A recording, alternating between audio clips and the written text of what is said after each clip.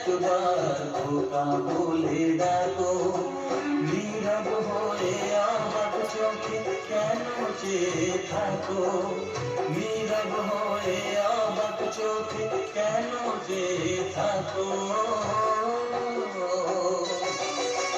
মাগো তুমি একবার খোকা বলে ডাকো।